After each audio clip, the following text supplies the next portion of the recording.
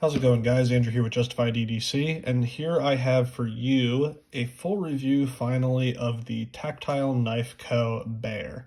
Yes, it is pronounced Bear, not Bexar. Apparently, it's named after a place in Texas, and so they spelled it with the B-E-X. I'm not really sure why they did that, because no one outside of Texas knows how to pronounce it, but that is how you actually pronounce it. If you guys have watched my other videos on this knife that I had, you kind of know the backstory already. So what I kind of plan to do here, just so you know going in, this isn't going to be typically how I do reviews, but I'm going to go over specs and size comparisons like I normally do. I'll give you my thoughts on how it was to use and carry like normal, and then I'll also quickly go over my issues with it in terms of the previous ones that I had and my warranty experience. I'll do kind of a condensed version of that. If you want the whole story, you can go back and watch my last videos on it. And then it's going to kind of lead, I've been thinking about how I wanted to do this video, or what I wanted to talk about in terms of this knife, but I'm going to kind of end the video with kind of a discussion on like the state of the American knife manufacturing, like just kind of the state of the union on American knife manufacturing in terms of smaller companies like this. Like, not talking like big box companies like Benchmade, Spyderco, but in terms of smaller, still large companies, not like one-man shows, but smaller U.S. manufacturers, and how I kind of think they're hurting themselves in the long run right now. So jumping right into this here, let's just get into specs here.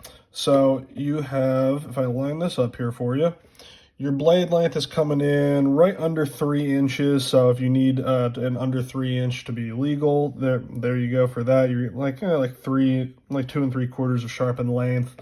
Your handle length then is coming right in just under 4 inches. Your blade stock thickness, which will come into play here, is 0.065, so very, very thin. Your handle thickness, which I actually forgot to measure, so I'm going to go ahead and do that right now. Handle thickness is coming in at 0.275. Again, very, very thin. And then your weight, I will come out here and double check it again just so you guys can see it on camera, but I believe the weight was at like 1.8 ounces. This is a very lightweight knife. Yeah, 1.8 ounces. So this is a very, very, very compact knife. And then in terms of your construction here, you have Magna Cut steel. And then you have titanium milled handles. It's not integral. You have your backspacer there, your backspring, I should say, rather. Not a lot of gapping or anything going on. And then you actually do have a screw construction instead of pins. You have a captive pivot on this side, which is nice. Nice big hardware, which we like to see, instead of just getting T6s or anything like that. So those are kind of the good things. Oh, and then you have a hidden lanyard spot here in the back. There's kind of a lanyard post that you can loop through there. So those are kind of the good things in terms of very thin, small, lightweight, easy to carry, good materials, well thought out in terms of the construction. The machining work on this is really, really nice. I do appreciate that. And it's that new steel that everyone loves to rave about right now, Magna Cut. So those are kind of your specs here. I will, before I get into my thoughts too much, I'm going to pull out some size comparisons here. I pulled some Old Faithful designs that everyone will know, just so you can get a good size comparison. So there is your Buck 110, obviously way, way, way bigger. Let's see, we'll do, this is a Gonzo, but the exact same size as a Spyderco Delica. There you go. In terms of an actual Spyderco, here's a Spyderco Para 3. And let's see, what else should we do? What else? And we'll put it up against, we'll give you some slip joint examples, some other slip joint examples. Here is a Great Eastern Cutlery. This is one of the Farm and Field models. And let's do, here's a Case Mini Copper Lock. So as you can see, not a big knife, pretty, I'd say, middle of the road. You're getting that 3-inch blade. So there are your size comparisons. And then hopping right into the use on this, and again, when I will get into my kind of process of getting to this knife, the two others that I had in my warranty experience, but my use actually on this knife, It's very easy to carry. The person that I got this from had this Northwoods leather slip for it, which makes it nice and easy to carry. I had a lanyard on here, so it's easier to pull out of the slip, but nice, easy, thin to carry. This was a pleasure to carry. In terms of use, it's a very thin handle, but because they have this all these edges chamfered nicely, and you have that micro milling on there, it is pretty comfortable to hold on to. You can actually get a 4-finger grip on the knife, which is cool. That gives you just enough texture, not to be grippy, but just enough texture so it doesn't feel slippery in your hands. And you can choke back on this enough that you can put your thumb here on the spine without having to go on the spine of the blade. The walk and talk is also very nice. Nice, strong back spring, and the acoustics of it are nice too. I love that half stop. And even the full close. So, yeah, very nice. And then in terms of cutting performance, obviously, very thin blade stock, a very thin grind. Behind the edge, we're looking at like 16 thou behind the edge, according to my measurements. So, obviously, this should be a very thin, slicey knife. On this one, it does cut very well. To be honest, I didn't really notice much performance difference over something as thin as, say, like your Spyderco Delica, which, let's see what the blade stock thickness is on this. I believe the blade stock thickness is almost like double at the widest point. Yeah, so you're getting like 0.1 on your blade stock thickness on something like a Delica, and then like 0.65 on the Tactile. I didn't really notice a whole lot of cutting performance difference. And the reason for that being the thickness behind the edge on this is only like 16 thou. So you have other knives like, I don't know, like your Civivis, where you have a thicker blade stock, but they do a nice thin grind. And so, like, that's kind of my leading into some of the problems with this is that, yeah, you have this nice thin blade stock, but your thickness behind the edge isn't really all that different from some other knives out there that a lot of people consider to be nice and slicey. Yeah, you have less resistance as you push through a cut because it's not pushing past as much thickness. But honestly, over stuff like a Delica or a Civivi or something like that that's known for a thin grind, or like just other traditional knives. Traditional knives often have very thin blade stock. Looking here at like the Case Mini Copper Lock, like you got very thin blade stock on a lot of traditionals and thinner grinds. But I didn't really notice a whole lot of cutting performance difference in terms of the actual thickness behind the edge. So that's just something to be aware of. They market this as being so super thin and slicey. It's really not that noticeably different. In terms of the MagnaCut, I didn't really do enough with this to say how it's going to hold up long term. And now getting into the issues, the reason why is the edge that's on this, yeah, the angles are even and everything, and it's a decent edge, but there's something about the way Tactile puts their edges on. And I'm not the only one saying this. You can find other videos out there of people that are having the same problem of like, it's a good grind, it looks like a good edge, the angles are right, the thickness is right, and it just doesn't, there's just something like a little gritty about the cuts, like especially up towards the tip, like. And guys, I put this under a microscope and looked at the edge. Like, I can't see anything that's necessarily like wrong with the grind. Like, it's not a rough grind. It's not a mirror polish by any means, but it's not all that rough. I don't know if it's the difference in the actual like grain structure, like the size of the carbides in MagnaCut. But I know other people have said that too, where it's like this knife should be cutting better than it does. And so I'm going to kind of backtrack here and tell you about my warranty experience and everything, because that kind of explains a little bit more about why I'm talking about this edge. I originally got one of these in a trade. It was one of the older models in 20 CV. And when I got it, it had centering issues. And then it also had the issue of the edge in two different spots was hitting the back spring. So when you close, instead of stopping before that edge contacts the back spring, it was actually smacking into that back spring in two different spots. You could visibly see it on the back spring and where it was getting rolled on the edge. So I contacted Tactile, said, "Hey, I got this in a trade. I have all the box and paperwork and everything. Are you still able to warranty this?" They said, "Absolutely. Send it in. We'll set you up with a return." So I filled out the return thing, sent it in. I think like within a week, I got another one back.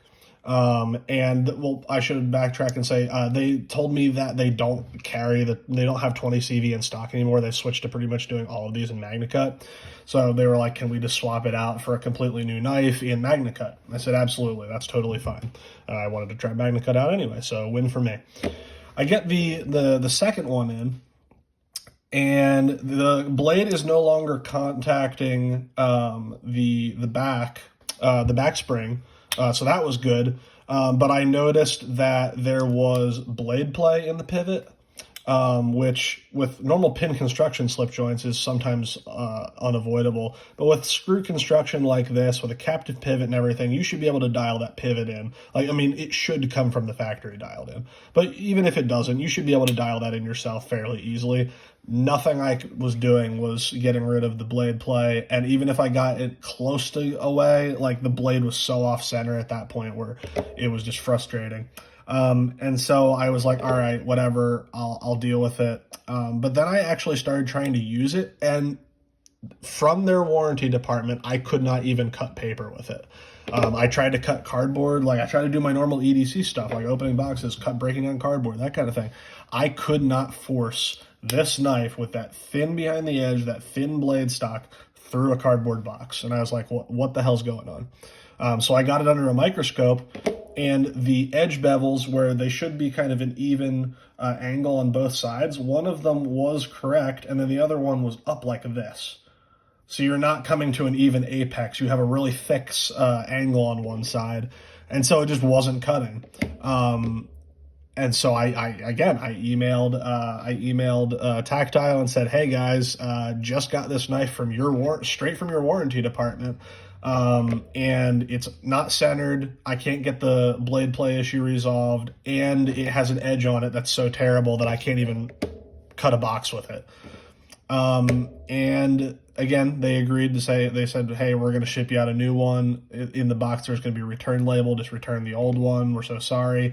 But the explanation that they gave me for why that knife was faulty was, "Oh, someone just grabbed it off of a shelf and didn't check it and then just sent it to you."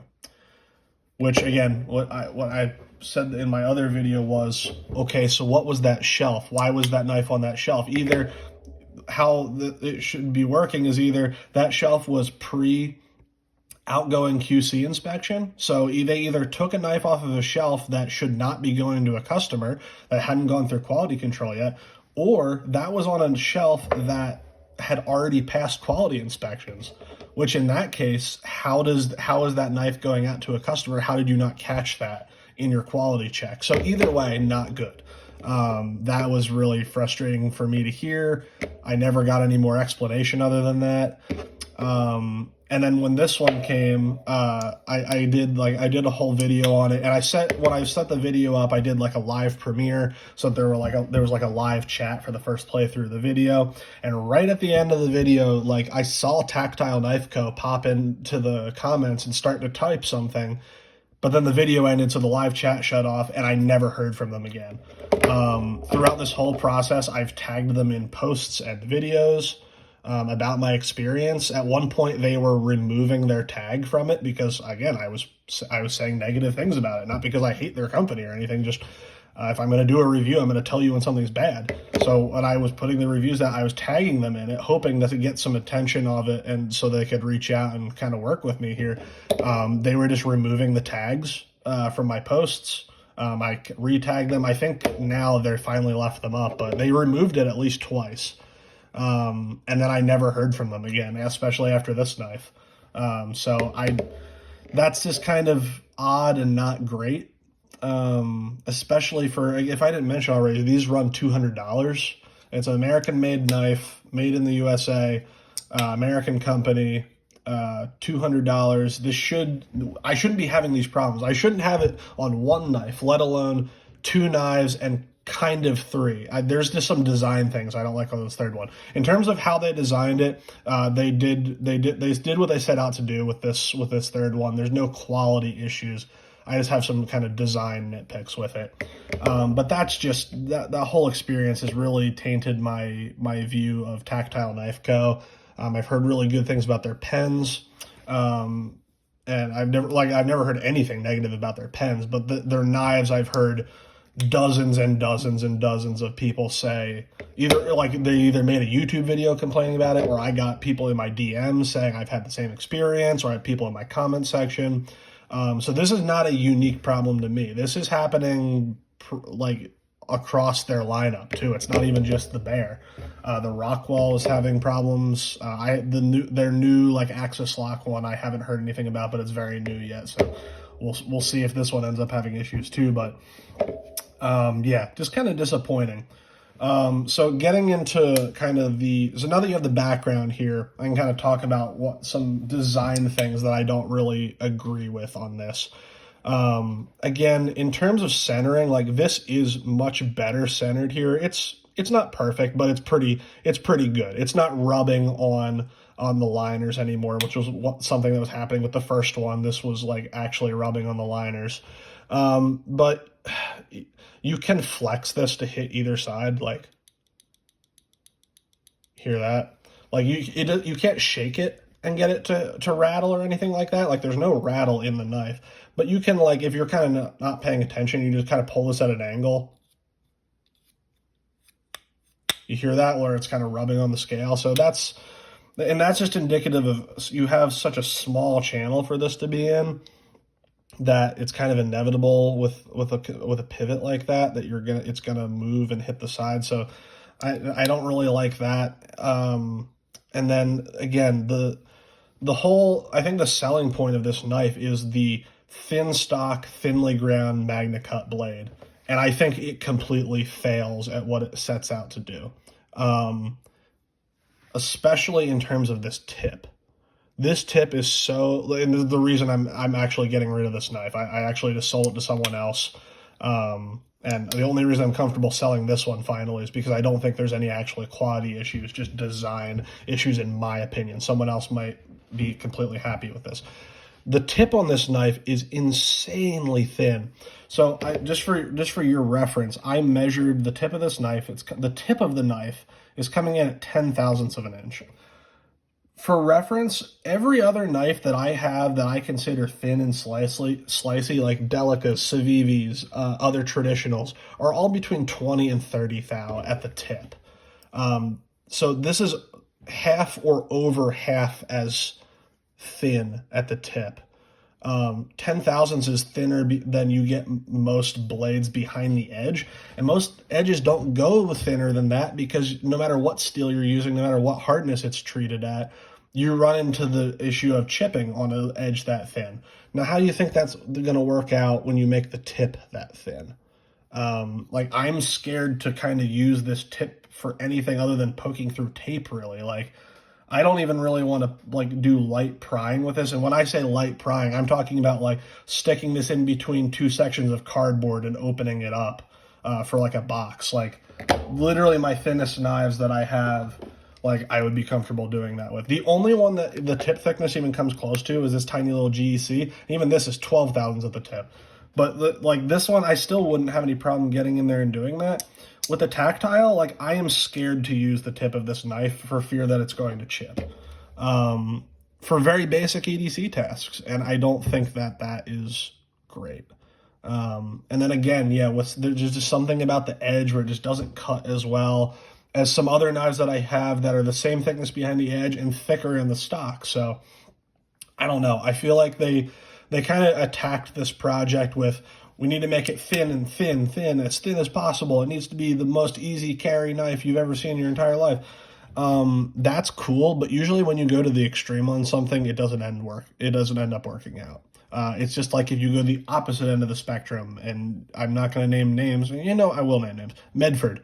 What are you doing, guys? You went so hard on the trend of overbuilt tactical knives that you literally made sharpened bricks that you can't cut anything with. This is the opposite end of the spectrum, in my opinion, is you went so thin, you followed the trend so much of wanting a thin, super slicey blade that you overshot, and now it has issues. I think the issues with the pivot are probably also that when you have the screw in here is such a short screw and a tight thread pitch. Like when you have a pivot that's this thin, you have so little to work with in terms of adjustments. That's why you're having centering issues. You're having blade play issues. I just don't get it. So that's kind of my thoughts on the design. And that kind of leads me into my last point here of, you see a lot in the interest in the folding knife, the modern folding knife world, which I'm trying to get out of because it's just such a shit show recently. But the Chinese OEMs and manufacturers and companies are destroying American manufacturing in terms of their quality, their price, their quality to price ratio, just their consistency. And again, I know a lot of that, and especially the price is with labor laws and all that kind of thing. I'm not going to get into the politics of it. But in terms of consistent quality, and especially sending prototypes out to reviewers to get feedback before releasing, the Chinese companies are blowing American manufacturers out of the water in that regard. And the Chinese companies are listening to what the consumers want and feedback from people that are actually reviewing the knives. Like, whether you like it or not, or like, I kind of think that all the like RIA, Best Tech, concept made kind of knives, like they all look the same, they all feel the same, they don't really have any soul in them. Like I'm not a fan of them, but for better or worse, those companies are sending out prototypes of all of their knives to a ton of reviewers before they even drop. And so reviewers are be able to catch issues like this, like on the first one that I had of this, with the blade hitting the back spring. And even like things that like are personally my thing, like with design issues, like all of these things could have been caught before the product ever got to customers' hands. If American companies like Tactile and others that are kind of smaller, but not like one-man shops, would start sending out prototypes before they're checked, and not just sending them out for positive reviews, because it doesn't really do you any good to have a bunch of positive reviews out there, because then people are just going to be misled and going to be even more pissed off when they end up getting a knife with quality issues. But it's so easy to send out your knives before and just have a reviewer or someone else that works in manufacturing or someone else in the industry take a look at your knife, point out design issues, test the knives the way that they're intended to be used, and report back with feedback. And I don't know how many, if at all, that Tactile sent out before. I don't know what kind of feedback they got, but in terms of that kind of thing, I think that's why the Chinese manufacturers are just kind of destroying the American companies in terms of beating them at quality and price and giving people what they want. It just kind of sucks to see. And it sucks to see a company that is priding themselves on the quality of their machine work and their fit and finish to send out a knife that, I got a knife that was in circulation already with major issues. Now, that was a first run or whatever, but still, I don't buy into the idea that first production runs are allowed to have issues. No, I work in manufacturing. I've worked on the machining end. I've worked on the machine operating end. Just today, I was doing quality inspection for incoming parts from machine shops. Like, if you know anything about manufacturing and the industrial space, first production runs of parts should not have big glaring issues. We've become so used to just accepting in the knife community that first production runs are going to have issues. They shouldn't. There are things that you can set in place as a company to not let these things slip through the cracks. Your quality standards need to be cracked down on. You need to have more product testing prior to release. If you know that knives have issues, you shouldn't be sending them out to customers. It just sucks. And unfortunately, the companies that I'm seeing, and I'm not just saying this about Tactile now, but a lot of American companies that I want to support, I would much rather buy an expensive American-made, USA-made folding knife than some soulless Chinese knife that is produced a dime a dozen and with 13 different variations every year. I would rather buy that knife, but I don't know if I'm actually going to get a properly quality controlled knife when I order it. And that sucks. I don't know. I'm going to stop ranting about that now, but it's just inexcusable in my mind.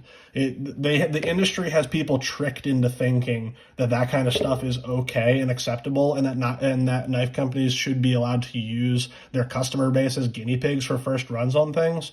It's not okay. You even saw it with a lot of companies that jumped on the MagnaCut game really early on. And then it came out that the HRC was too low to kind of optimize the metallurgy of MagnaCut, or they were just completely treating it wrong, or they were machining it. They had to machine it in a different way because of how the steel reacted, and then it made it not perform as well. Or like Tactile, they didn't know how to put an edge on it well. There are certain steels that lend themselves better to thinner or thicker grinds. And just because you want the newest and best thing, if you can't do a nice thin blade like this and have it be exponentially more slicey than something with double the stock thickness, maybe don't use MagnaCut. Maybe find something better. But all that to say, there are plenty of companies that when MagnaCut first came out, they were just jumping on it, producing it the same way they did with all their other stuff, not taking the time to figure out proper heat treatments.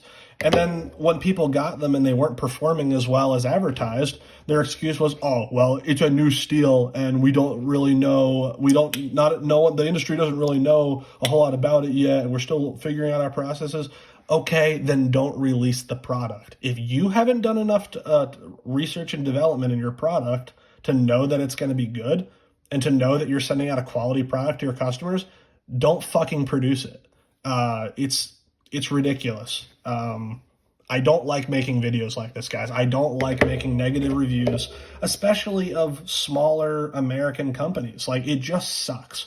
But unless people start calling them out on their bullshit and telling them, hey, go back to the drawing board, stop releasing products and using us as your R&D department, they're going to keep doing it. Because the people that just boycott Chinese knives or import knives altogether and just keep buying USA-made stuff no matter how shitty it is, they're just going to keep selling you shit if you keep buying shit. So, I don't know. That's the end of my rant, guys. I really did want this knife to be good, and I think it could be good for some people. Like, if you're literally just going to keep this at your desk in your office and use it to open letters, like, you're not going to have to worry about that tip. You're not really going to worry about the edge retention or any of that thing. But then again, why even bother buying a knife with MagnaCut? So, I don't know. This is just kind of an enigma wrapped in a mystery for me. I don't really understand this knife. I'm really hoping the guy that I send it on to does enjoy it. Like I said, this one is much better quality control than the first two I had. So maybe he'll be able to give me some feedback that I didn't think of. But that is the kind of my conclusion on the Tactile Knife Co. Bear. Again, this is not me trying to say anything negative about the people at Tactile or about American manufacturing in general. But when I see shit, I got to call shit out. So if you don't like it, go find another video to watch that'll just reaffirm the assumptions that you already have. Anyways, that's all I got for you guys. If you have any thoughts on this, if you want to tell me I'm wrong or I'm stupid or I'm simping for Chinese companies or whatever, go ahead and leave me a comment down in the comment section. As always, I will see you guys in the next video.